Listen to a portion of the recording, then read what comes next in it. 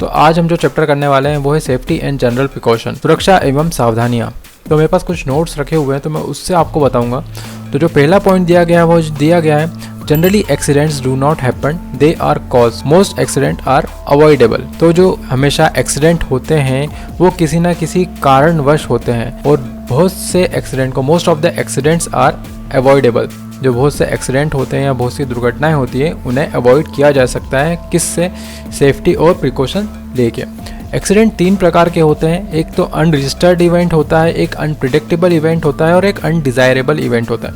तो आपको क्वेश्चन आ सकते हैं कि भैया एक्सीडेंट कौन सा इवेंट होते हैं, तो आपको ये तीनों ऑप्शन दे सकता है, अनरजिस्टर्ड, अनप्रिडिक्टेबल और अनडिज़ायरेबल इवेंट। तो ऑल ऑफ द अबव आपको टिक लगा के आना पड़ेगा।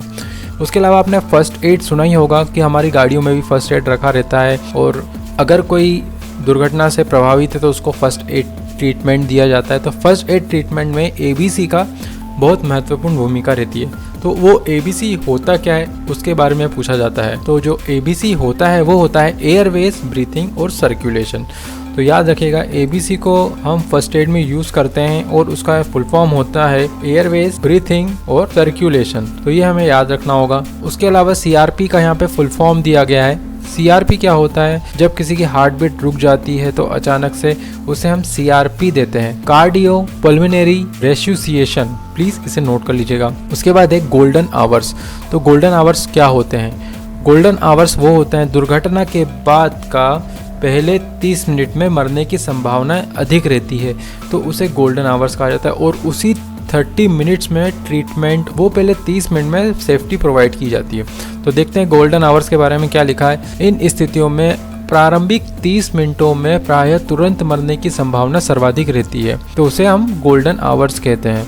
तो इसी 30 मिनट में सभी ट्रीटमेंट्स उस घायल व्यक्ति को या दुर्घटनाग्रस्त व्यक्ति को दिया जाता है। तो आपको इसमें क्वेश्चन क्या पूछा जाएगा? भैया गोल्डन आवर्स क्या होता है? प्रारंभिक 30 मिनट, अंतिम 30 मिनट, इस तरीके से कुछ ऑप्शन मिलेंगे। उसके बाद हो सकता है कि आपको ऑप्शन मिल जाए कि दुर्घटना के बाद के 30 मिनट या दुर्घटना के पहले के 30 मिनट। तो आपको लगा के आना है दुर्घटना के बाद के आरंभिक 30 मिनट बहुत महत्वपूर्ण होते हैं जिसमें मरने की संभावना सर्वाधिक रहती है। तो आपने एक सुना होगा 5S कंसेप्ट। तो ये क्वेश्चन भी आता है कि भैया 5S कंसेप्ट क्या है और उसके अंदर भी बहुत सी चीज़ें रहती हैं, तो वो सब पूछा जाता है। तो हम बताना है कि 5S कंसेप्ट में ये एकदम सीक्वेंस है, 1 से लेकर 5 तक सारा सीक्वेंस है। तो इसे आपको याद करना होगा और इसके बारे में जैसे ये सिर से लिखा है तो इसका मतलब क्या होता है वो बताना होगा, सेल्टॉन का मतलब क्या होता है वो बताना होगा। तो जैसे 5S कंसेप्ट में 5 चीज़ें दी गई होगी, तो सिरी, सेल्टॉन, सीसो, सितकेसु और शित सूखे। तो इसको हमें डिफाइन करना होगा। तो ये होता है सिरी होता है शॉर्ट करना, सेल्टॉन होता है आपका सेट करना, सीसो होता है शाइन और सितकेसु होता है स्टैंडर्डाइज, उसके बाद सित सूखे होता है सस्टेन। तो ये सब चीज़ें आपको याद करना होगा क्योंकि ये महत्वपूर्ण है, 5S कंसेप्ट को आता है। यह क्वेश्चन इसमें आ सकता है कि हम इंडस्ट्रीज एरिया में या वर्कशॉप में हम किस कंसेप्ट का यूज़ करते हैं, तो उसमें आपको 5S कंसेप्ट का हम यूज़ करते हैं, वैसा टिक लगाना होगा। उसके अलावा आप डस्टबिन के बारे में जानते होंगे कि अलग अलग कलर के डस्टबिन आते हैं और हमें किस कलर के डस्टबिन के लिए किस कलर कोड का यूज़ किया जाता है, तो वो भी हमें याद रखना होगा। जैसे कि हम पेपर की बात करते हैं तो पेपर के लिए हम नीले कलर के यानी ब्लू कलर के डस्टबिन का यूज़ करते हैं, प्लास्टिक के लिए हम येलो कलर के डस्टबिन का यूज़ करते हैं। उसके अलावा मेटल के लिए हम रेड कलर के डस्टबिन का यूज़ करते हैं, ग्लास के लिए हम ग्रीन कलर के डस्टबिन का यूज़ करते हैं, फूड्स के लिए या जो घर से हमारे जो सामान निकलता है उसके लिए हम ब्लैक कलर के डस्टबिन का यूज़ करते हैं। और अगर अदर आइटम्स हैं उसके अलावा, इन सब चीज़ों के अलावा अगर अदर आइटम हैं तो उसके लिए हम करेंगे ब्लू कलर के डस्टबिन का यूज़। तो आपको क्वेश्चन इसमें से कैसा आता है कि भाई हमें मेटल, हमारे पास मेटल वेस्टेज है, हमें उसे किस कलर कोड के डस्टबिन में डालना चाहिए, तो उसके लिए हमें रेड कलर के डस्टबिन में डालना चाहिए। और पेपर के लिए हम किसके लिए करेंगे? हम पेपर के लिए ब्लू कलर के डस्टबिन का यूज़ करेंगे, हम प्लास्टिक के लिए येलो कलर के डस्टबिन का यूज़ करेंगे, ग्लास के लिए ग्रीन कलर के डस्टबिन का यूज़ करेंगे, फूड्स के लिए हम ब्लैक कलर के डस्टबिन का यूज़ करेंगे। अगर आपको याद नहीं होता है तो आप ये याद रखिए कि ब्लैक कलर का डस्टबिन हम फूड्स के लिए यूज़ करते हैं क्योंकि हमसे घर से जो भी चीज़ें हम जो फूड वेस्टेज निकलता है तो हम उसे किस बैग में डालते हैं, जो हमारे बीन बैग आते हैं उसमें हम ब्लैक कलर की पॉलीथीन निकलती है, हम उसके अंदर फूड वेस्टेज को डालते हैं। तो उसके आगे बढ़ते हैं। 8वां पॉइंट क्या है, हेलोन फाइन एक्सटिंग्विशर को कार्बन टेट्राक्लोराइड और ब्रोमोक्लोरोडी फ्लोरोमीथेन से भरा जाता है। तो आपको मालूम होना चाहिए कि फायर एक्सटिंग्विशर क्या होता है। फायर एक्सटिंग्विशर एक ऐसा इक्विपमेंट होता है या ऐसा प्रोडक्ट होता है जिससे हम किसी भी तरह की आग को बुझाया जा सकता है। और फायर एक्सटिंग्विशर अलग अलग प्रकार के भी आते हैं। अलग अलग प्रकार की आग को बुझाने के लिए हम अलग अलग प्रकार के फायर एक्सटिंग्विशर का प्रयोग करते हैं, वो हम पढ़ेंगे।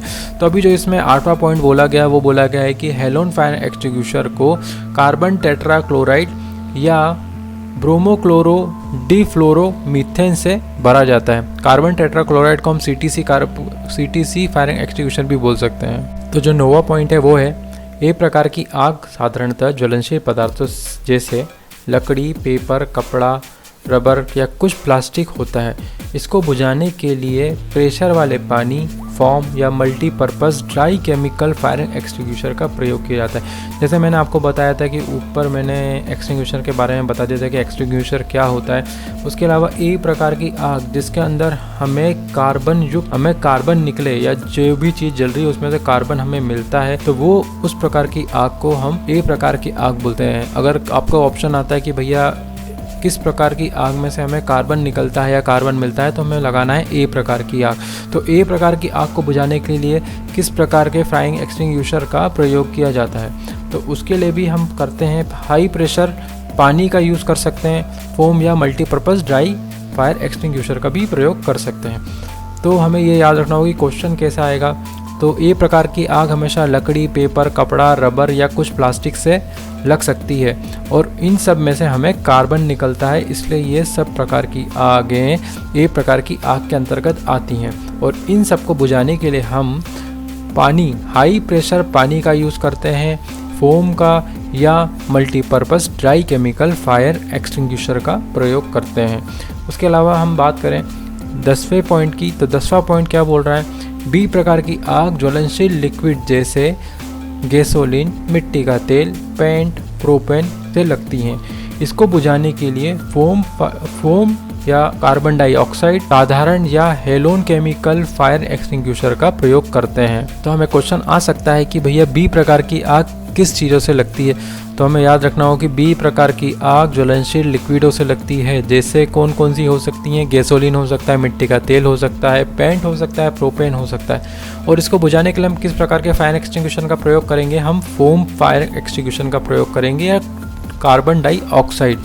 कार्बन डाइऑक्साइड से क्या होता है कि आग बुझ जाती है, क्योंकि आग के अंदर 3 चीज़ होती हैं, एक तो हीट होता है और एक तो ऑक्सीजन होता है, जिसके कारण आग लगती है।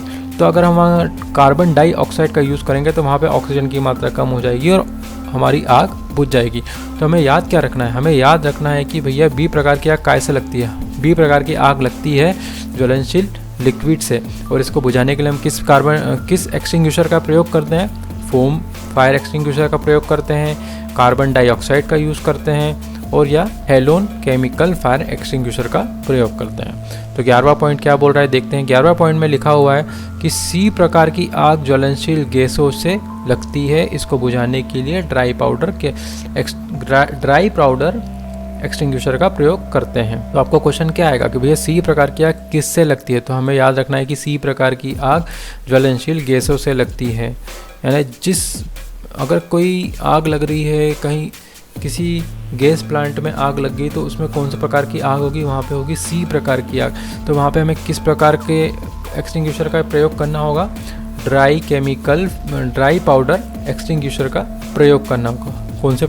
कौन से एक्सटिंग्विशर का, ड्राई पाउडर एक्सटिंग्विशर का प्रयोग करना होगा। तो हम नेक्स्ट पॉइंट की ओर चलते हैं, जो है 12वां पॉइंट। तो इसमें लिखा गया है डी प्रकार की आग इलेक्ट्रिकल उपकरणों से लगती है, इसको बुझाने के लिए carbon dioxide TC fire extinguisher, halon fire extinguisher का प्रयोग किया जाता है।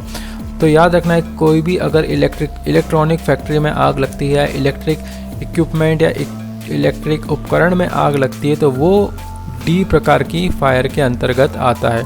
और डी फायर को बुझाने के लिए हम carbon dioxide, carbon tetrachloride fire extinguisher, halon fire extinguisher का प्रयोग किया जाता है। तो ये सब चीज़ें हमें याद रखना होगी। CTC का पूरा फुल फॉर्म है carbon tetra chloride fire extinguisher. तो क्वेश्चन हमें आएगा कि डी प्रकार की आग को बुझाने के लिए किस फायर एक्सटिंग्विशर का प्रयोग किया जाता है। तो हमें याद रखना है कि भैया डी प्रकार की आग को बुझाने के लिए हमें कार्बन डाइऑक्साइड, कार्बन टेट्राक्लोराइड या हेलोन फायर एक्सटिंग्विशर का प्रयोग करना है। एक क्वेश्चन इसमें यह भी आता है कि धातु पर किस प्रकार की आग लगती है। तो भैया धातु पर भी डी प्रकार की आग लगती है। यहाँ पे जैसे आप 13वां पॉइंट देख ही रहे हैं कि धातु डी प्रकार की आग के अंतर्गत आता है। तो जो भी हमारा मेटल है, लोहा है, कुछ भी है, अगर उसमें आग लगती है तो वो हमारी डी प्रकार की आग के अंतर्गत आती है। तो जैसे कि आप जानते होंगे कि फायर एक्सटिंग्विशर का यूज़ हम आग को बुझाने के लिए किया जाता है। तो उसको किस तरीके से यूज़ करते हैं उसके लिए एक कोड बनाया गया है जिसे बोलते हैं पास।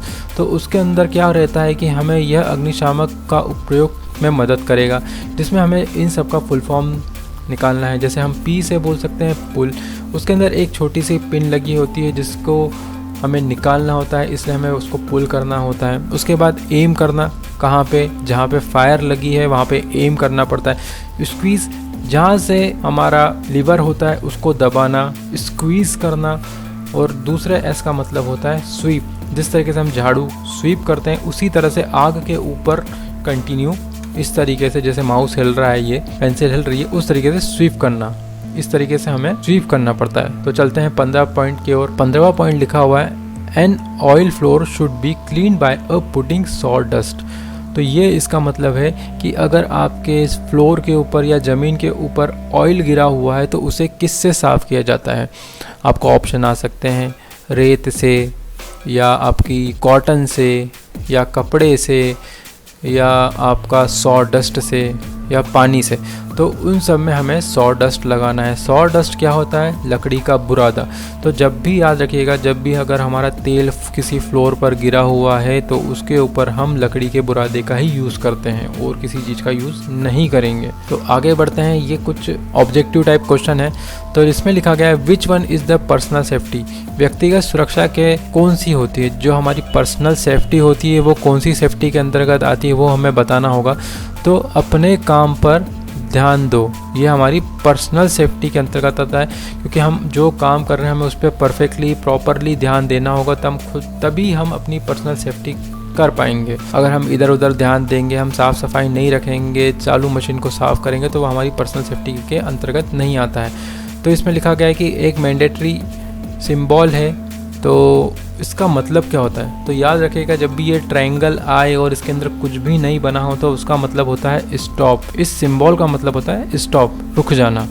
उसके अलावा जैसे कि अब यहाँ पे फायर एक्सटिंग्विशर का यूज़ करना आ गया है, तो flammable are the liquidify solid are classified as. ज्वलनशील लिक्विड ठोस को वर्गीकृत कीजिए। तो जो ये है हमारा तरल पदार्थ बी फायर के अंतर्गत आता है। तो हमने ऊपर भी वही पढ़ा था, जैसे यहाँ देख रहे हैं आप, बी प्रकार की आग ज्वलनशील लिक्विड जैसे गैसोलीन, मिट्टी का तेल, पेंट, प्रोपेन के अंतर्गत आती है। तो यहाँ पे भी जो ऑप्शन है, जो क्वेश्चन बोला गया है वही बोला गया है, ज्वलनशील लिक्विडेबल सॉलिड। तो यहाँ पे भी तरल पदार्थ के बारे में बोला गया है, तो इसलिए यहाँ पे हमें ऑप्शन है, सही आंसर होगा अपना क्लास बी। तो which is the immediate life saving procedure. तो तत्काल जीवन रक्षक प्रक्रिया कौन सी है? First aid. तो इस चेतावनी प्रतीक का नाम बताइए। ये है, इसका नाम क्या है? अनगार्डेड। लकड़ी की आग, कागज के कारण लगी आग किस क्लास के अंतर्गत आती है? और इसमें ये भी पूछा जा सकता है कि जिस आग से हमें कार्बन निकलता है उस आग को किसके अंतर्गत रखा जाता है? तो वो भी क्लास ए के अंदर ही रखा जाएगा, याद रखिएगा। कागज़, लकड़ी, कपड़ा, प्लास्टिक, जो भी आग लगती है वो ए क्लास के अंतर्गत आती है। कार्बन टेट्राक्लोराइड और ब्रोमोक्लोरोमीथेन से भरा हुआ कौन सा एक्सटिंग्विशर होता है? हेलोन फायर एक्सटिंग्विशर होता है। हम हेलोन फायर एक्सटिंग्विशर में क्या भरते हैं? कार्बन टेट्राक्लोराइड, और यह ब्रोमोक्लोरोमीथेन से भरा हुआ होता है। उसके बाद नेक्स्ट क्वेश्चन के ऊपर चलते हैं। कौन सा संयंत्र व्यावसायिक खतरों के अंतर्गत आता है? Unguarded machinery. कौन सा संयंत्र व्यावसायिक खतरों के अंतर्गत आता है? Unguarded machinery. उसके बाद जो दूसरा बोला गया है, how to stop bleeding of injured person. घायल व्यक्ति के रक्त स्त्राव को कैसे रोकें? तो जो इसका आंसर है, घाव पर दबाव दें। Apply pressure over the wands. What is the name of sine? ये जो साइन है इसका नाम क्या है? इस चिन्ह का नाम बताइए। इसका है पेडेस्ट्रियल क्रॉसिंग, पैदल चलने का मार्ग। आग लगने का 3 कारण क्या है? जब भी आग लगती है तो उसमें 3 कारण कौन कौन से मेजर होते हैं वो पूछा गया है। तो उसमें होता है फ्यूल, हीट और ऑक्सीजन। अगर इनमें से कुछ भी कम होगा तो हमारी आग नहीं लगेगी। बिना फ्यूल के आग नहीं लग सकती है। फ्यूल इन द सेंस हम लकड़ी को भी बोल सकते हैं, कपड़ा भी बोल सकते हैं या लिक्विड कोई गैस है उसे भी हम फ्यूल बोल सकते हैं। जिसमें आग लग जाती है, जिसमें आग पकड़ी जा सकती है, उसे हम फ्यूल बोल सकते हैं। हीट, गर्माहट, जब तक उधर हीट नहीं होगी जब तक भी आग नहीं लगेगी। और सबसे मेजर कारण होता है ऑक्सीजन। जब तक उसको ऑक्सीजन नहीं मिलेगी जब तक वो आग बढ़ेगी नहीं। तो इसलिए ये है इसका आंसर। तो 12वां पॉइंट क्या बोल रहा है? गोल्डन आवर्स की अवधि को क्या कहा जाता है? What is the period referred as a golden hours? तो फर्स्ट 30 मिनट्स आफ्टर इंसिडेंट, यानी घटना के बाद के पहले 30 मिनट हम उसे गोल्डन आवर्स कहेंगे। तो देखते हैं क्या है 13वां पॉइंट। 13वां पॉइंट बोल रहा है, कार्य स्थल पर दुर्घटना से बचने का पहला कदम क्या है? सुरक्षा सावधानियों का पालन करना या पालन करके। हम किसी भी स्थान पर जाते हैं या कहीं भी ऐसी प्लेस पर जाते हैं जहाँ पे काफ़ी सेफ्टी बरतने की ज़रूरत है और जहाँ पे बड़ी बड़ी मशीनरी काम कर रही है, तो वहाँ पे दुर्घटना से बचने का पहला कदम क्या होता है? सुरक्षा सावधानियों का पालन करना। आप जैसे कोई भी मशीन के पास जाएंगे तो सबसे पहले उसके पास जाकर उसकी सेफ्टी के बारे में पढ़िए कि चलती मशीन में हाथ नहीं डालना चाहिए। और उसके बारे में और भी कई सेफ्टी रहती है कि इससे हमारे छोटे छोटे मेटल्स के पीस उचकते हैं, तो हमें शील्ड लगा के जाना है। इससे कई सारी सेफ्टी होती है। अलग अलग मशीनों के लिए अलग अलग सेफ्टी होती है। आप अगर बड़ी बड़ी फैक्ट्रियों में जाएंगे तो वहाँ बड़ी बड़ी मशीनें हैं, चलती मशीनों में हाथ ना डालें, ये सब चीज़ें उसमें लिखी रहती है। और उन मशीनों के साथ उनका सेफ्टी रूल भी आया होता है, तो उसे पढ़ना चाहिए। तो इसलिए ये क्वेश्चन भी इंपॉर्टेंट हो जाता है कि कार्यस्थल पर दुर्घटना से बचने का पहला कदम क्या है? सुरक्षा सावधानियों का पालन करना या करके। जो 14 क्वेश्चन है वो क्या बोल रहा है देखते हैं। यह प्रतीक क्या दर्शाता है? यानी जो ये सिंबल दिया है वो क्या दर्शाता है? गिव वे, यानी रास्ता दें। ये हमें रास्ता देने के लिए दर्शाता है। बेकार कागज अलगाव के लिए डिब्बे का कलर कोड यूज किया जाता है। यानी ये बोल रहा है कि हम जो पेपर वेस्ट है, पेपर वेस्ट के लिए हम किस कलर के डस्टबिन का यूज़ करते हैं? हम नीले कलर के डस्टबिन का यूज़ करेंगे। उसके अलावा जो अगला क्वेश्चन बोल रहा है, यह रोड साइन किस तरह का है? What is the kind of a road sign? तो नीचे चलते हैं। तो ये है इंफॉर्मेशन साइन। जैसे कि ये बता रहा है कि यहाँ पे पेट्रोल पंप आगे है, ये इन्फॉर्मेशन दे रहा है कि हाँ इधर आगे पेट्रोल पंप है। उसके अलावा ये दिल्ली जाने के लिए इधर रास्ता है, इधर भी है, इधर भी है। ये क्या दे रहा है हमें? ये इन्फॉर्मेशन दे रहा है कि भैया हाँ इस साइड से भी दिल्ली जा सकता है, इसलिए ये हमारा इन्फॉर्मेशन साइन होगा। उसके अलावा जो अगला क्वेश्चन लिखा गया है, which fire extinguisher is used for a flammable and running liquid fire? ज्वलनशील और बहने वाले तरल आग के लिए किस प्रकार के यंत्र का प्रयोग किया जाता है? फोम फायर एक्सटिंग्विशर का प्रयोग किया जाता है कि वो तरल है। अगर हम उस पर पानी का या कोई भी लिक्विड फायर एक्सटिंग्विशर का प्रयोग करेंगे तो वो लिक्विड के साथ वो आग फैलेगी, इसलिए हम उसकी जगह फोम का यूज़ करते हैं, क्योंकि फोम फैलता नहीं है, इसलिए हम वहाँ पे फोम फायर एक्सटिंग्विशर का प्रयोग करेंगे। तरल या कोई भी ऐसा फ्लेमेबल लिक्विड हो जो रनिंग में हो तो उसके लिए हम फोम फायर एक्सटिंग्विशर का प्रयोग करते हैं। 18वां क्वेश्चन क्या बोल रहा है? प्राथमिक चिकित्सा में ABC में A क्या दर्शाता है? What A denote in ABS of first aid? तो A क्या दर्शाता है? ये वो दर्शाता है एयरवे। जैविक कंपाउंड में मटेरियल को तोड़ने की प्रक्रिया क्या है जिसे खाद के रूप में इस्तेमाल किया जा सकता है? कंपोजिस्ट। What is the colour code for the plastic waste? Yellow. और ग्रीन किसके लिए चलते हैं? ग्रीन करते हैं हम किसके लिए? ग्लास के लिए। ब्लू करते हैं हम पेपर के लिए, और रेड करते हैं हम मेटल के लिए। इस तरीके से याद रखना होगा, ये हम करते हैं मेटल के लिए, रेड करेंगे हम मेटल के लिए, ब्लू करते हैं पेपर के लिए, ग्रीन करते हैं ग्लास के लिए, येलो करते हैं प्लास्टिक के लिए। PL कर देते हैं इसको, PL। तो ग्रीन से आप समझ सकते हैं, ग्रीन यानी G for glass, blue paper. हम ब्लू कलर के नॉर्मल से बता रहा हूँ, हम जब किसी मेटल को गर्म करते हैं तो वो लाल हो जाता है, इसलिए हम मेटल। और उसके बाद ब्लू का बोले तो हम पेपर के बाद ब्लू कलर के करते हैं, तो इसलिए ये पेपर। इस तरीके से आप याद कर सकते हैं। आपको अपना खुद का कोड बनाना होगा कि कैसे कैसे हम कर सकते हैं। उसके अलावा चलते हैं, यहाँ पे प्रॉपर तरीके से मैंने लिखा है colour code for been for wastage, यानी कौन से कलर डस्टबिन के लिए कौन से कलर का कोड यूज़ करते हैं। तो यहाँ पे है देखिए, पेपर के लिए हम करेंगे ब्लू का, प्लास्टिक के लिए करेंगे हम येलो का, मेटल के लिए करते हैं रेड का, ग्लास के लिए करते हैं हम ग्रीन का।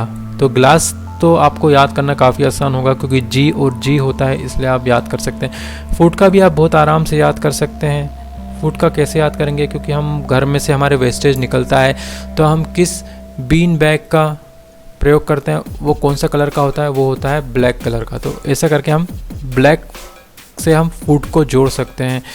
और अदर चीज़ें, अगर पेपर, प्लास्टिक, मेटल, ग्लास या आपका फूड है उससे कुछ अलग है तो वहाँ पे हम स्काई ब्लू के डस्टबिन का यूज़ कर सकते हैं। जैसे अगर हम बोलें तो हॉस्पिटल में शायद ब्लू कलर के डस्टबिन का यूज़ होता है। तो इस तरीके से हमें याद करना होगा। तो ये काफ़ी सारे इंपॉर्टेंट क्वेश्चन हैं और ये काफ़ी सारे इंपॉर्टेंट टॉपिक्स थे तो जिसको अपन ने कवर किया है। तो हम अगले उसमें देखेंगे दूसरी चीज़ें। तो मैं यहीं पे इसे समाप्त करता हूँ। मैं मिलूँगा आपको और कभी दूसरे वीडियो में। अभी के लिए इतना ही, बाय।